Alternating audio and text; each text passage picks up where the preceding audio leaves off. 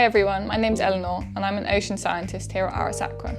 Today I'm going to be answering some of your frequently asked questions about the RBRsolo T compact loggers.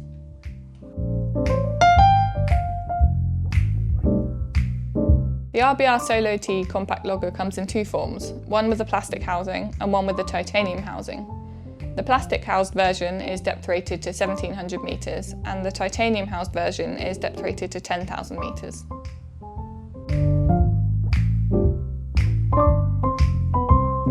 The logger takes any single AA cell battery, including lithium, alkaline or rechargeable batteries, and can be easily replaced yourself. However, the theory is that you shouldn't have to do this too often, as these RBR products have great endurance.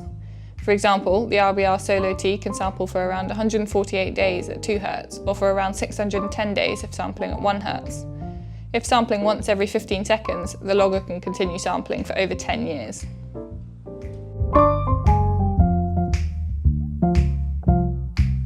The data can be retrieved via a USB-C cable connected to a PC.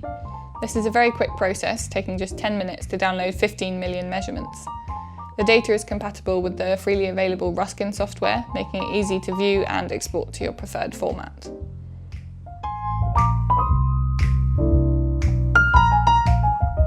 Sampling rates can be specified up to 2 Hz on the standard model and up to 32 Hz on faster models.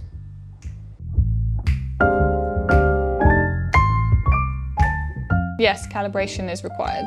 We would recommend calibrations are done at least once per year or prior to a long deployment.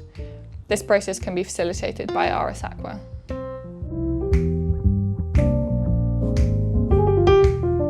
As I mentioned previously, there are two variants in terms of depth rating, one rated to 1,700 metres and a deep variant that's depth rated to 10,000 metres. The different variants in terms of sampling are the standard, which has 2 Hz continuous sampling, the Fast 16, which has up to 16 Hz continuous sampling, and the Fast 32, which has up to 32 Hz continuous sampling. So that's it for the frequently asked questions about the RBRsolo T logger, but if you have any further questions or would like more information, please get in contact either by email or by visiting our website.